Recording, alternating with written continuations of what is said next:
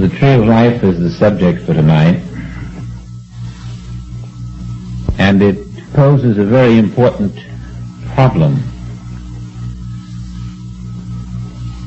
In semantics, you find that words play tricks on you just in the normal English language.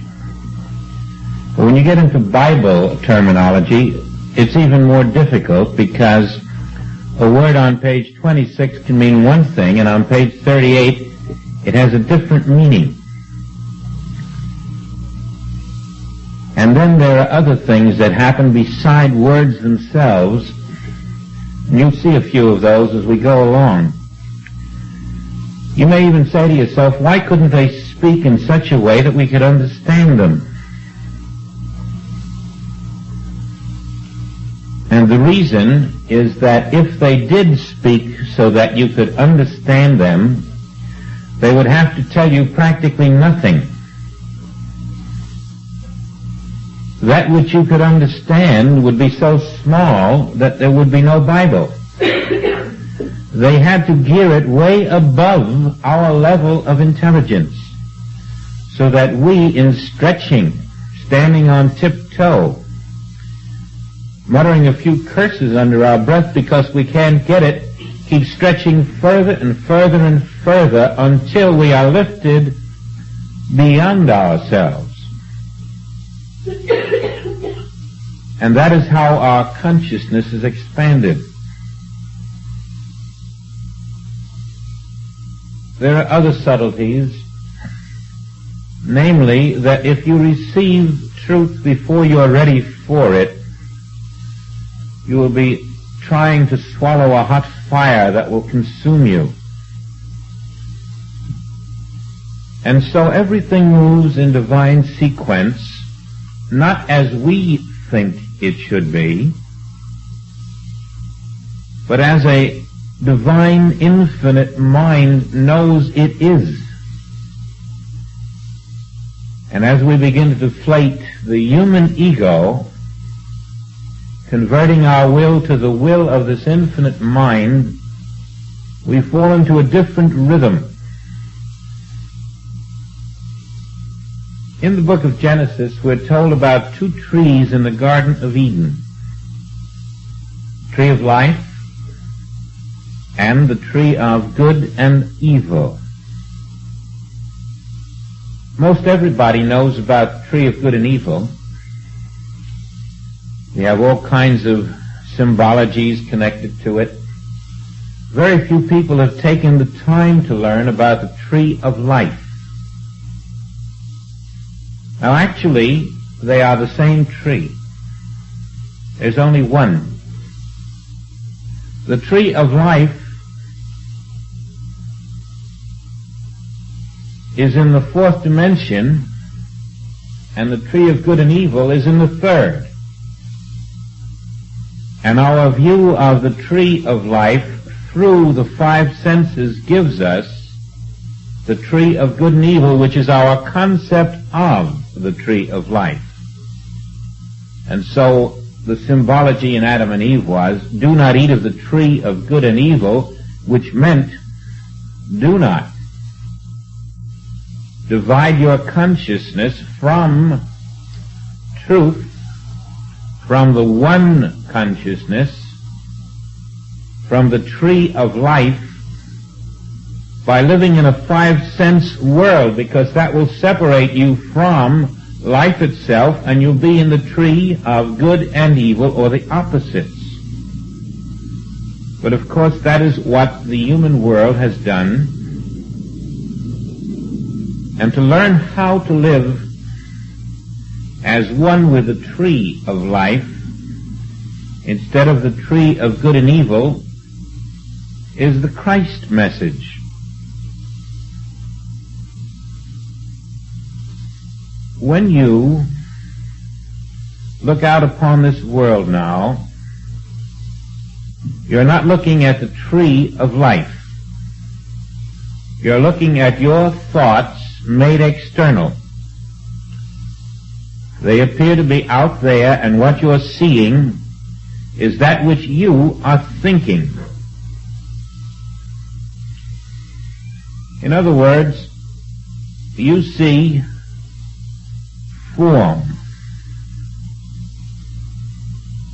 And this form that you see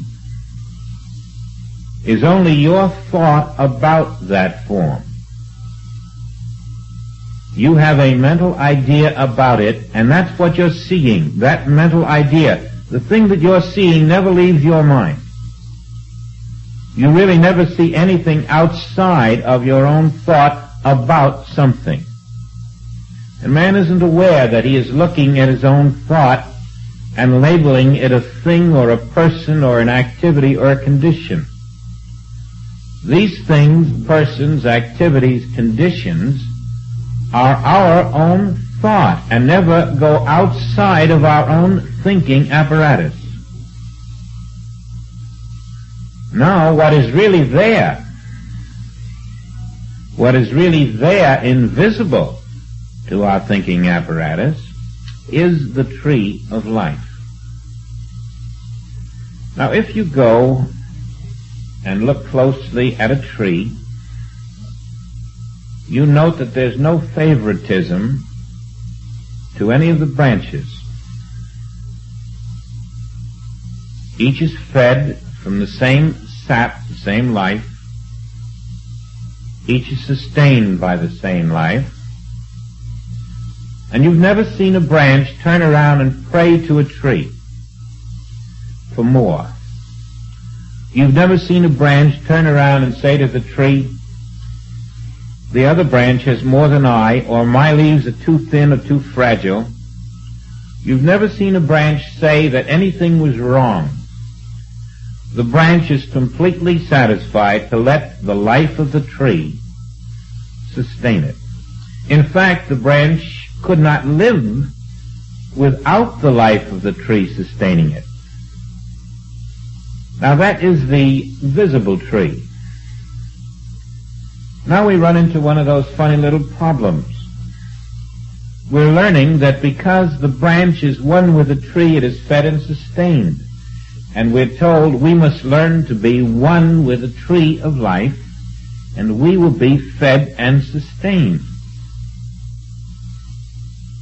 And then something comes to mind which says, well, what about the tree that had fruit, but along came a frost, and even though the branch and the fruit were one with the tree, the frost killed the fruit? Couldn't that happen to us too? Even though we are one with the tree of life, couldn't the fruit of our being be killed just as the frost kills the fruit on a tree, even though the branch is one? Now, this isn't something we find in this chapter, but I would like us to look at it, because there cannot be any parts of this comparison that come to you later unanswered. And so we have to find the answer to the paradox. And we do find it this way. When we have bad fruit, we despair.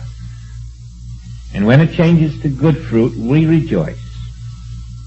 When we have bad times, we seek a way to change them to good times. When the good times come, we sit back and we smile and we're happy. Now that's the mistake.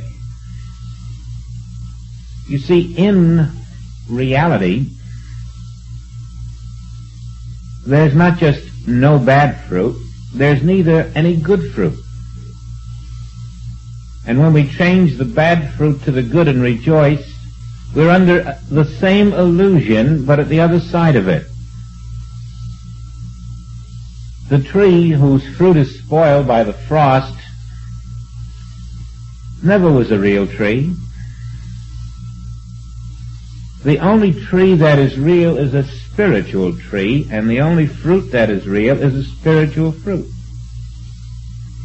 And we learn then, mystically, never to accept or seek signs, but rather to know that because there is only one tree, the tree of life, which is spiritual, and therefore invisible to human sense. That tree alone is functioning, and that tree is the one infinite consciousness. We are branches of that tree. And there's nothing that any of us can do to change it. China may attack some countries around it. Russia may grind its heel into Poland and Czechoslovakia. We may go out and attack a few countries with our imperialism. Any nation can go out and commit what the world calls a crime. But you'll find that the sun will still shine on its soil. There's no infinite mind that suddenly goes up to the sun and turns it away from a communist country or a capitalist country, a white country or a black country. The sun shines on all because the nations of the world are one people. They cannot be divided. All of the boundaries of land and water are false boundaries made by the mind of man. There are no boundaries, no divisions between the one consciousness and its manifestation. Now, just as the sun shines on all soil, the one consciousness is feeding each individual. And as you look out at the distressed peoples of the world, those who are lacking, those who are limited, those who are hungry, those who have not enough room to stretch out, those who can see no future, those who have no arms for protection, you must learn to look through that. Not be depressed by what you see, nor rejoice by what you see. But learn that neither the bad fruit nor the good fruit in the visible is the perfect invisible spirit which alone is present there. This is very difficult. We naturally feel a great sympathy and compassion for certain nations who lack, but mystically we do not feel that compassion, because in the feeling of it you are denying the invisible reality. You are accepting material selfhood, which you know is going to die, which you know is going to deteriorate, which you know is not divine creation, and you are in a state of violation of cosmic law. The reason a teaching such as this exists is because man of his own free will and his own intelligence will never know that he is violating cosmic law. Now, the secret of non-violation of cosmic law is that you are never tempted and never succumb to the temptation to believe that there is two of anything. There aren't two apples, there aren't two people, there aren't two worlds, there aren't two planets, there aren't two nations. There is one invisible self.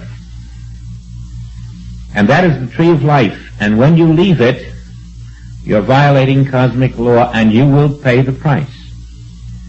The violation of cosmic law, the violation of the principle that there is only one infinite consciousness, one being, one self, one soul, one life, one body, one mind, is the coming into the tree of good and evil, which is ascribed to Adam and Eve.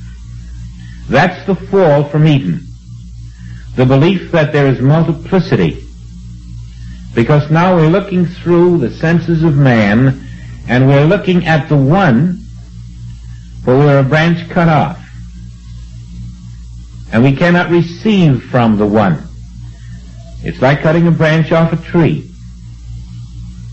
While the branches on the tree, there may be 5,000 branches, but they are all one with the tree. So are we one with the one consciousness now. In our unawareness of it, we become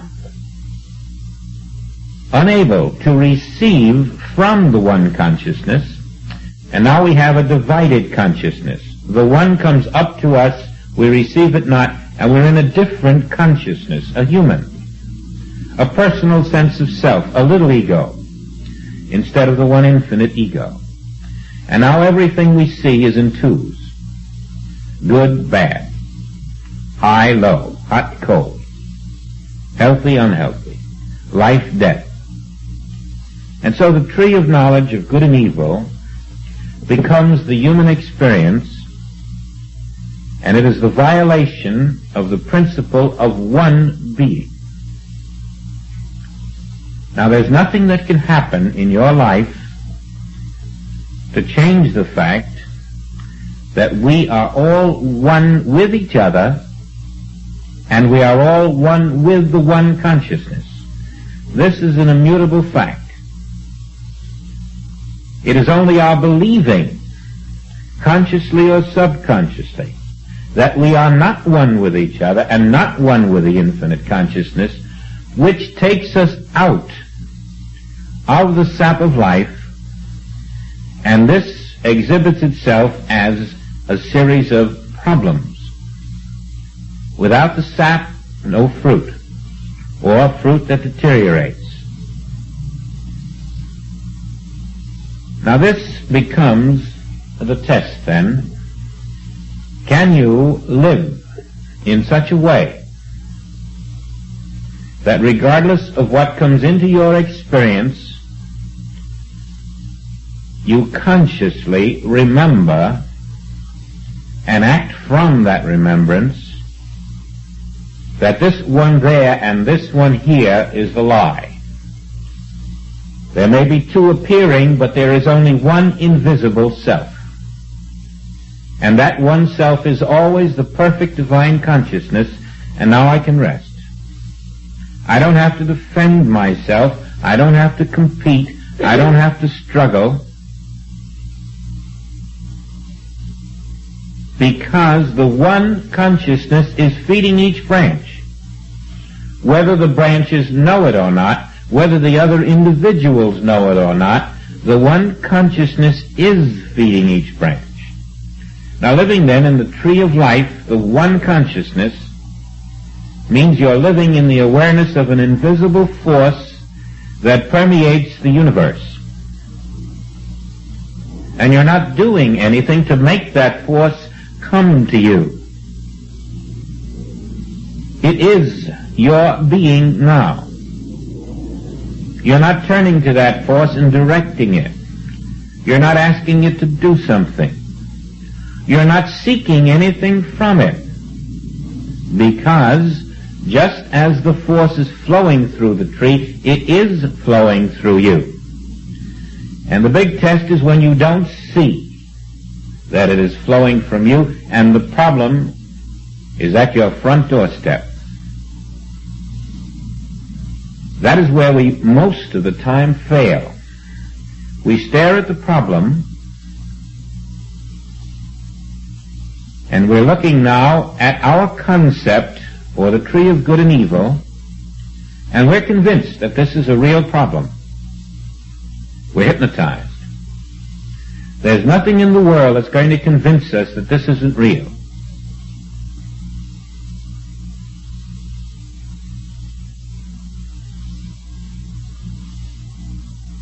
One woman said, "My husband came home drunk, and you can't tell me that that was an illusion because I sat up all night because of it." No, we can't tell her that, but it was an illusion, and so was her sitting up all night.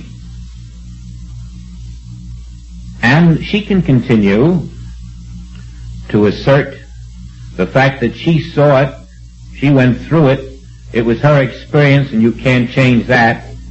But she's violating cosmic law. She's living in the tree of good and evil. To live in the tree of life, one would have to be in a certain consciousness which says, I smell it, I see it, it's disgusting, it's revolting, it's disturbing, but it isn't here. Now you say, well, how can we do such a thing? The answer is that whether you like it or not, this is the way to Christhood. And you'll find that all of these things are happening because it's kind of like a police whistle. Suddenly you hear the whistle. You didn't want to violate. You didn't want to go through that light. You didn't want to turn on that double yellow. Or if you did, you hoped nobody would see you. But here's that whistle. And you stop. And that's the same thing when some discord comes into your life. It doesn't make any difference what kind of discord. It happens just like a police whistle. It's there to call your attention to the fact that you are not living in the tree of life. You may be angry. You may wish this discord didn't happen. You may lose your temper. But always you're missing the point that this discord, which happened, is calling your attention to the fact that if you were in the tree of life and not in the tree of good and evil, this discord could not happen. And so karmic law hits you right now. Right now it points the finger at you and it says, this is the problem, and you have deviated from the law, pay the price. But it's only a $2 fine, or a $5 fine, or a $10 fine, and if you didn't have these fines, you might one day go over a cliff. And all these little $2 ones are saving you from that. The words are rather ugly, but the point must be made that we do not have the right to live in our own human will. As long as we live in our own human will, we have two wills, the will of the infinite and our own. We have the infinite ego and the little ego. Now, as you know, life is full of the little ego. And even those of us who would like to be saints on earth find that we have that ego just like everyone else. And two who have that ego will find friction between them. Always the friction occurs because there are two instead of one. And that friction can occur in business. That friction can occur in marriage. That friction can occur between parent and child, between friends, between relatives. It can occur on various levels of our life, and it is always the same. It is a conflict of egos. You may not be forceful about your ego, but it's there. And that ego is saying, here am I, and this is what I would like to get done. And the divine ego is saying, as long as there is a you, you're in two-ness because there is only I, the one infinite self.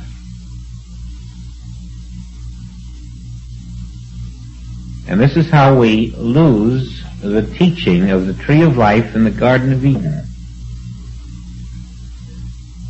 Now the fruit of a tree is translated into the experiences that we undergo along the way. Our experiences are the fruit that we receive from the tree in which we live. And if you find that your fruit, your experiences are bitter, difficult, always making you stumble, you're finding that there is an answer. And that is the death of the human will, the human ego, and the acceptance of the truth that the very substance of life in you has a will of its own. And you may not stand in its way unless you wish to be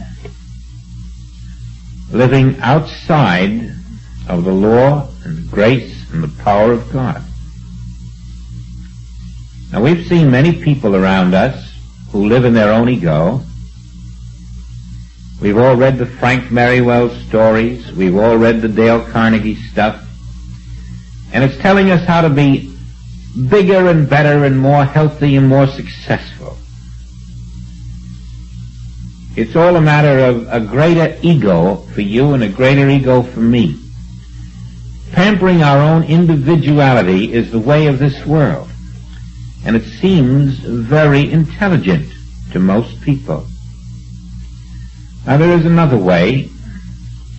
It's the way of the contemplative.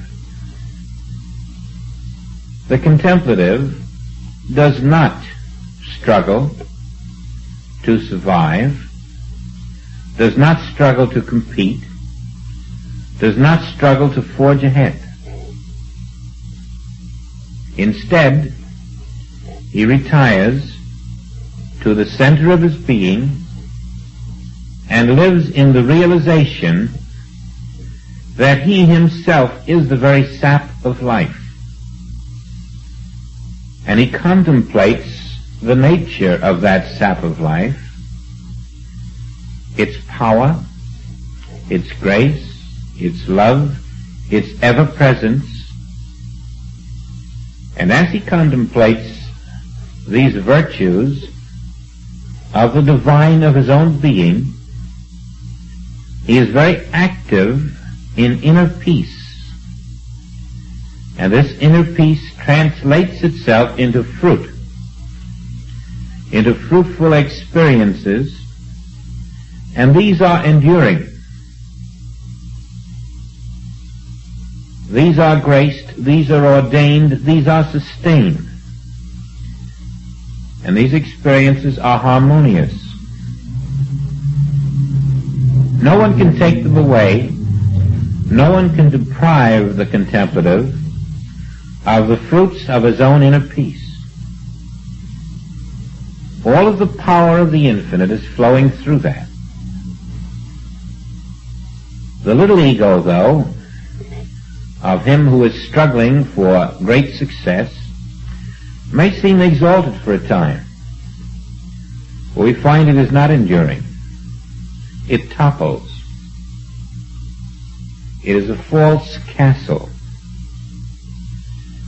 And so the contemplative is really living the mystical way of life, aware that as he withdraws from the fight, his strength increases.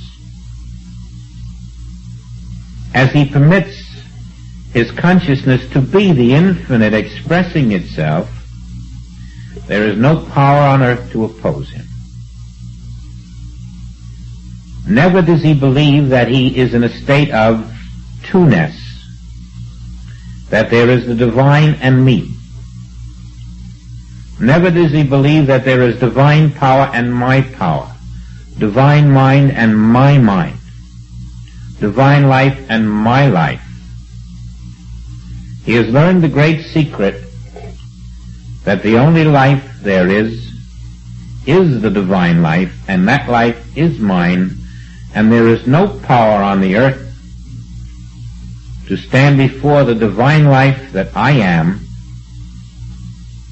and overthrow me and take from me what is mine.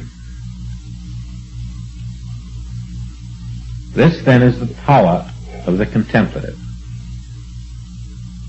Now we're learning to live in the contemplative life,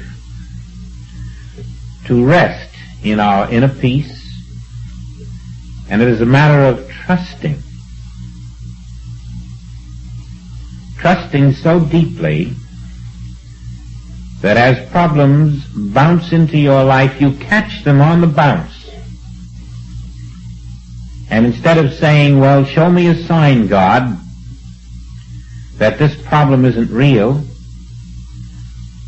you're able to look at the problem and know that if it is real, God is not real. If it is there, there's nothing in the world that can take it away. If it is real, then all of the teachings of the great scriptures of the world are false. There is no problem on the face of the earth when you are living in the tree of life and letting its life be your life. Now, to take a practical case so that we can interpret this into daily living, let's look at the problem of the woman whose husband is always drunk.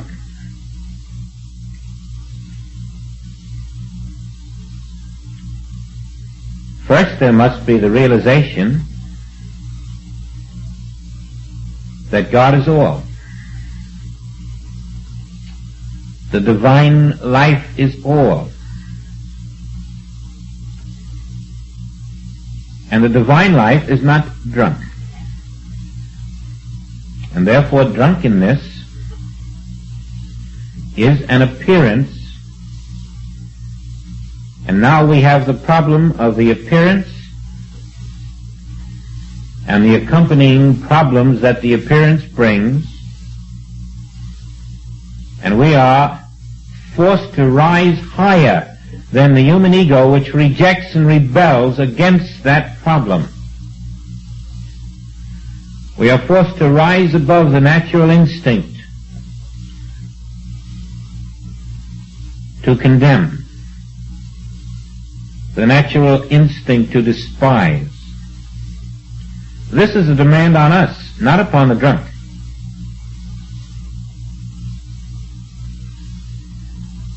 And if we pass the test of rising above the odor, above the appearance, above the various undesirable activities that accompany drunkenness, we will come to a place called overcoming, in which we finally know and find that inner peace which says, you were told to love thy neighbor. And it didn't say under certain conditions. It said, love thy neighbor. Now, humanly, we have no ability to do that. Our love is fickle. Our love is selfish.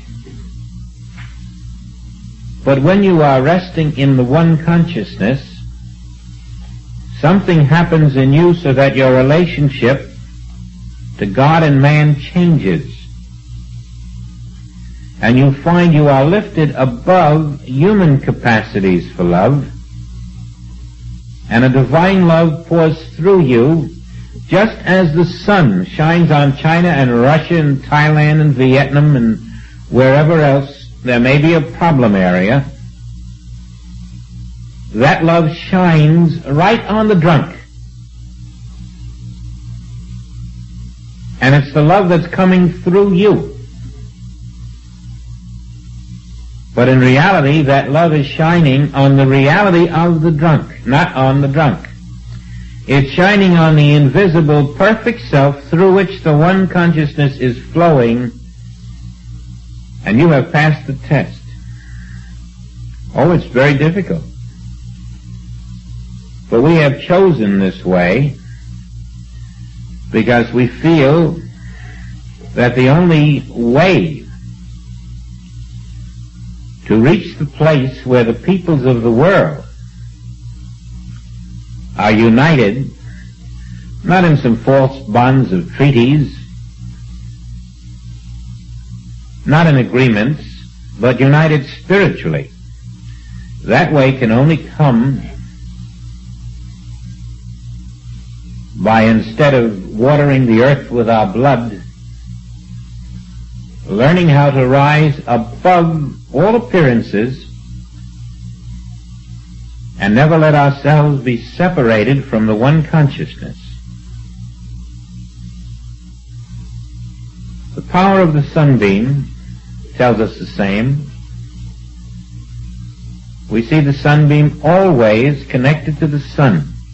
And just as that sun shines throughout the universe, never separated from its own sunbeams, giving life to all which we wouldn't have without it, so we in spiritual living rise up to the invisible Christ. That is our sun. And its sunbeams, its activity is called the Holy Ghost. The activity of the Christ, the Holy Ghost beams, become the activity of our being. And as we consciously know this, we are ever one with that Christ, and that Christ is the vine, which is one with the Father, one with the infinite. And all these little words that are so ecclesiastical and sound begin to translate into a different meaning. So it isn't a question of holy religion. It's a question of good basic common sense that says, if the infinite life is the only life, every time I depart from it, in my mind, I am a branch cut off and I'm going to wither and die.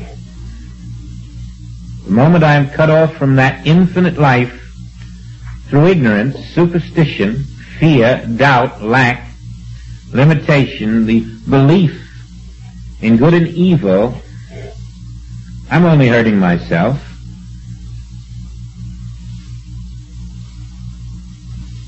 Now I've seen one individual go up and then down, up and down, up and down.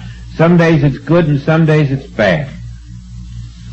Some days the organs of the body are working right and some days not. And we discovered in this case that the problem was that there is an individual will that is trying to make these organs work right. And you see, that is the separation from the tree of life. You don't make the organs work right. You accept that in spite of the fact that they do not seem to work right,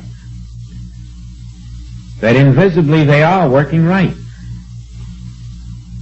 You accept that there cannot be the divine and something else. There cannot be the divine and a mortal. You do not have two. And as long as you remember this, you can always say, but even if the organs of my body are not working right, that cannot be the life of God. Because the life of God is working right. And therefore this body that seemingly is not working right is not my body. It doesn't belong to me at all. The only body I have is working right. Because the life of God must be the life of my body. And that's the secret of the tree of life. The life of the tree must be the life of the branch. And we are the human branch. Until we graduate from that belief and find that we are the spiritual branch. Now then, if tonight the only thing you got out of this was that you must reject any imperfect life that seems to be yours,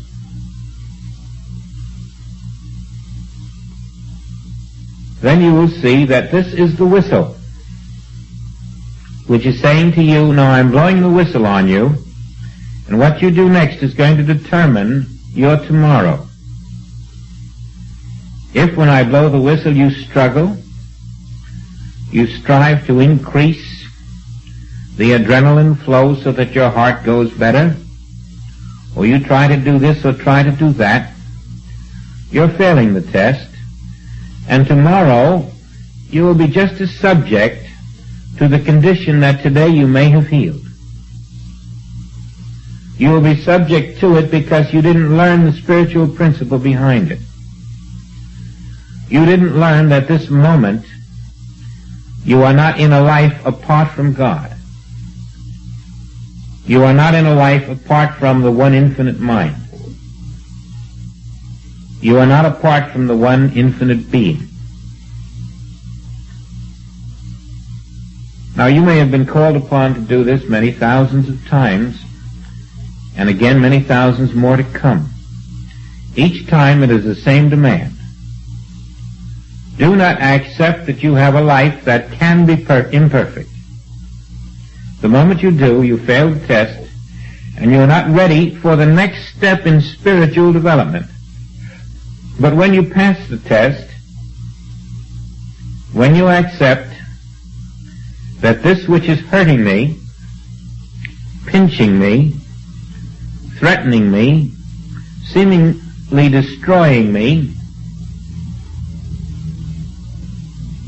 it's doing all this to the wrong me. That's not me. My life is the life of God. In that moment, you will find a moment of rest. You will find a great relief. You will discover you have turned to a truth which is power. And you shall know this truth, and this truth will make you free. I and the Father are the one life. And therefore everything that is happening to me, which is imperfect, is a state of hypnotism. It cannot be real. And therefore, I will not be tempted into the acceptance that I have a life which is not under the perfect law of the infinite Father. I will not be tempted. And so Jesus said to the devil, which was his own mind, you know, his own mind saying to him, do this and do that. And he said, thou shalt not tempt the Lord thy God. Meaning, I have one life, and that life is divine, impervious to destruction. And if you crucify it, I'm still living.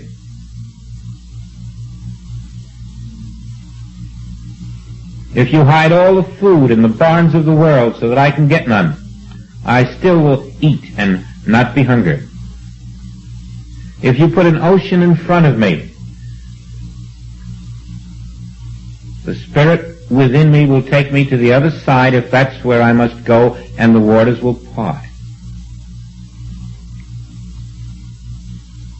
Now watch how it happened when he told the disciples to take a ship to the other shore while he got a little quiet and spoke to the multitudes and sent them home. Then he went up into a mountain, and when he came and looked down, the ship was already on the sea, but there was a storm.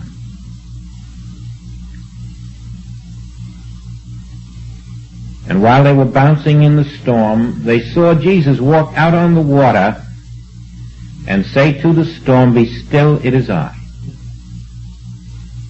He was practicing the principle of one life, that there is only the one, I, the perfect, infinite, invisible life. There is no other. And the storm was abated.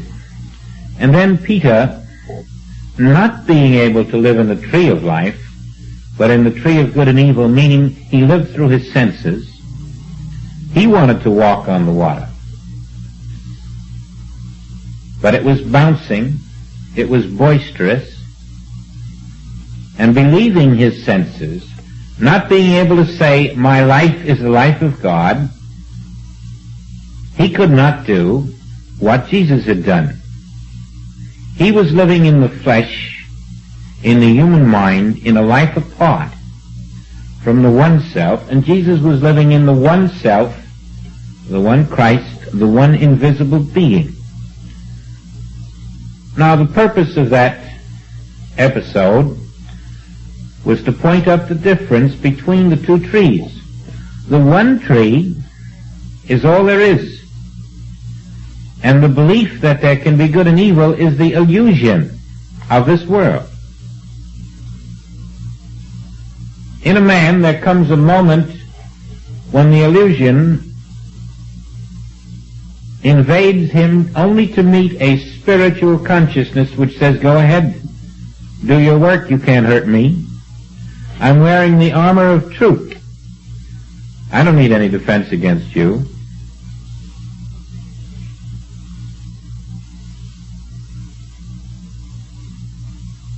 Now, a person should learn how to make contact with the center of his own being at the start of every day, and never start a day without it. And then knowing that this world is full of whistles, full of imperfections that will appear, centered in the divine of your own being, you move out, and each imperfection that touches you hits the consciousness which you have established through the divine contact at the beginning of the day. The consciousness which does not flinch, does not defend, not concerned about competition, not concerned about struggling for survival, but is rooted in the knowledge that the life of God and my life are one and the same. That is the tree of life. Now, you know, all of the Bible is about that. It begins all the way up in Genesis, in the first book, Genesis. And then, in the Revelation of St. John, we're told, he that overcometh, to him will I give to eat of the tree of life. And later in the Revelation, we're told, all the way at the end, and then he found the tree of life, which beareth fruit 12 months of the year.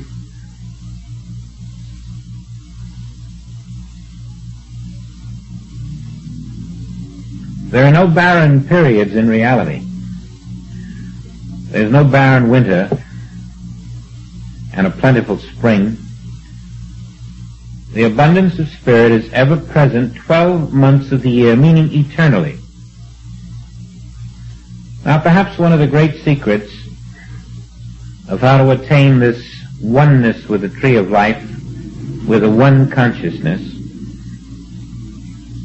is to know that it's impossible to love God in time and in space.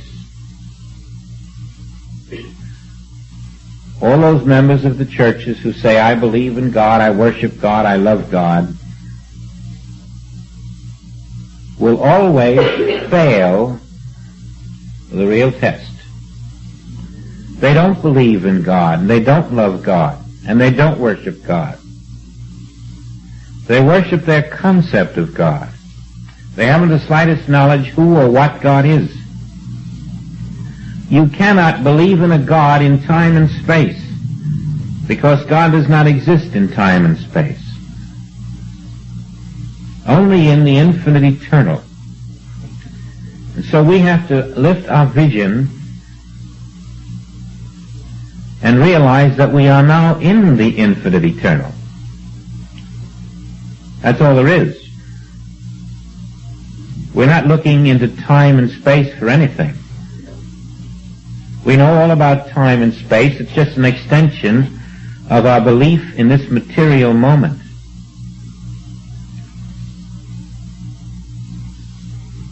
And this material moment stretches out and becomes time and space. But we're living in a now, which is quite different than a moment in time and space. We're living in that which is not subject to the winds, to the tides, to the whims of the world. We're living in something that is bedrock, unchanging. It is invisible spirit permeating everything. And in this we trust. There are many passages in the Bible about the man who trusted in his own strength. But I, says the psalmist, I trust in the tree of life. Right here is the one consciousness now. And you practice your awareness of it so that in your awareness of it,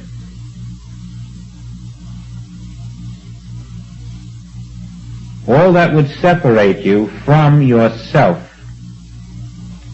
meets the one consciousness, just as darkness meets light. The darkness of false belief meets the light of your consciousness, which is now illuminated.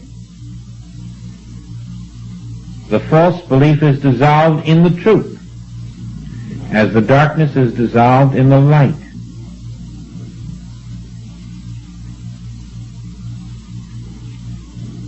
What is the truth?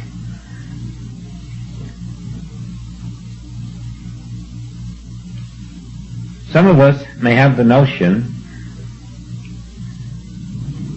that if I don't want to have a defective heart, I have to know the truth about the heart. But you don't. The way you live about truth in general will determine the activity of the heart. You don't have to know a specific truth about a specific thing. When the heart is defective, it isn't because you violated something about the heart. It's because you have been living in such a way that you have seen 3 billion people on this earth, 5 billion trees, 7 billion animals, so many ants, and so forth. That's your violation. Instead of going above it all and accepting and recognizing one, appearing to human sense as multiplicity.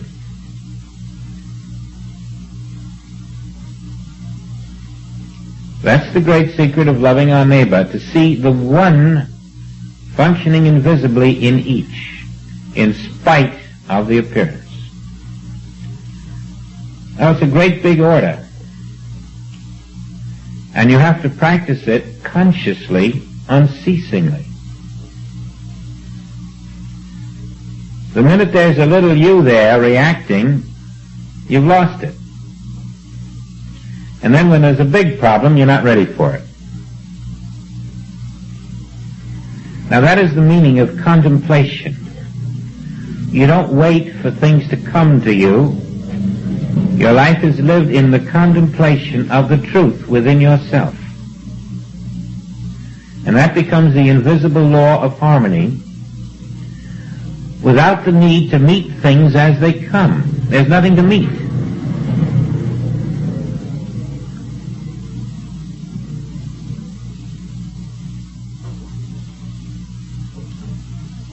There's a you which is not the you that appears on this earth. And that you is the invisible life of God. Unless you're living as that you in your consciousness, you are living in a second self, and it must live in violation of truth. Now this way is the way of living in your invisible self. accepting it as present, knowing that there is an I standing here that nobody can see.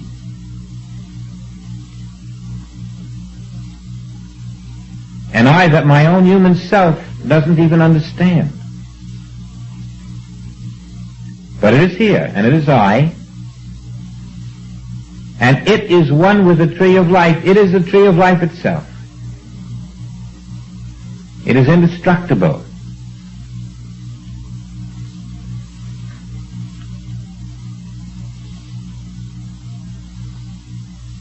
When Jesus discovered this about himself,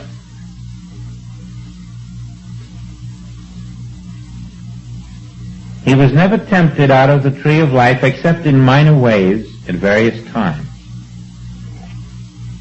As a result, the power that came through him was the original primal power of the universe. Never was it contaminated, deflected, or barricaded by a second self.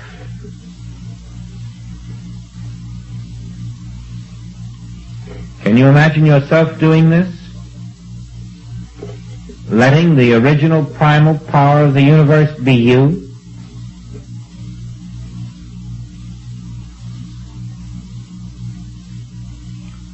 You will do it to the degree that you practice doing it. It is a matter of experience, practice.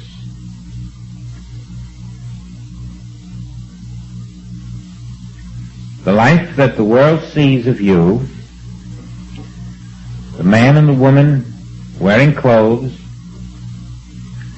the man and the woman going to the office, the man and the woman in the home, this is the tree of good and evil. Until you accept the invisible self and then learn how to trust that invisible self to be where you are. That's why you see the great spiritual men and women in a quiet peace within themselves, seemingly unconcerned for world affairs. They're living in an invisible ocean of spirit.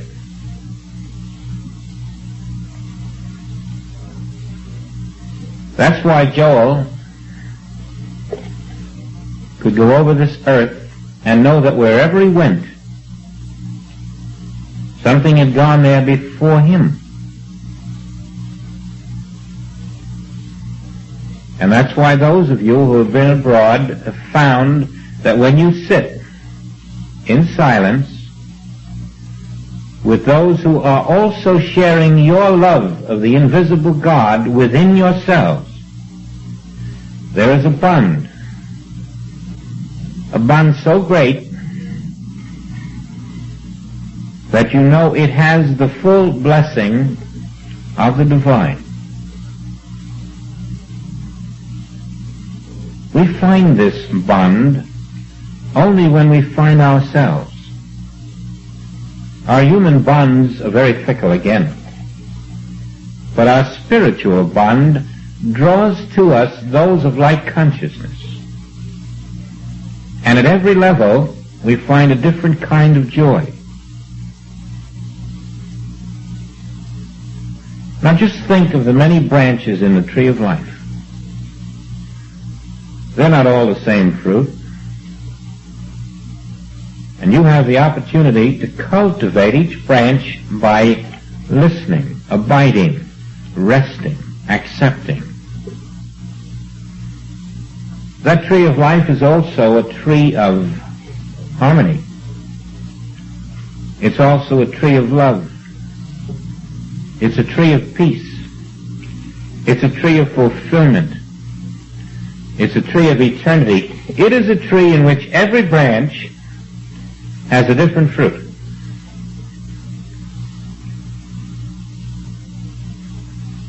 And you have the privilege of harvesting these fruits as you become conscious of that life alone, so that you step out of the divided consciousness of humanhood, and let the grace of the infinite do all the work. Right now, there is no one here whose invisible self is less than perfect.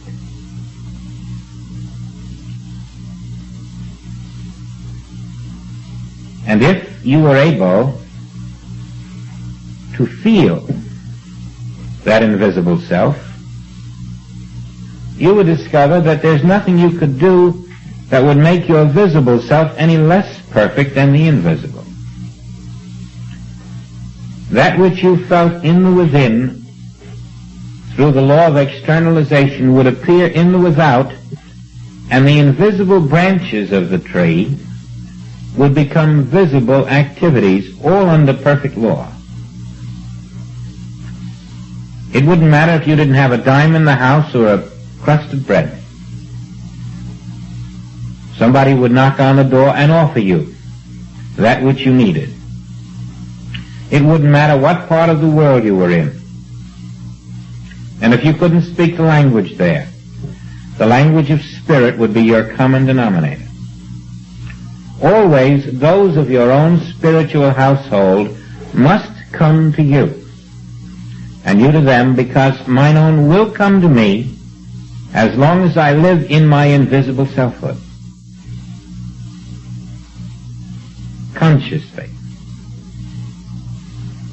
Then I am one with every individual on the face of the earth, with every animal, with every tree, with every ocean, with every planet, with every galaxy, because I am one with the central exchange. I am one with the infinite Father, who is one with all, and this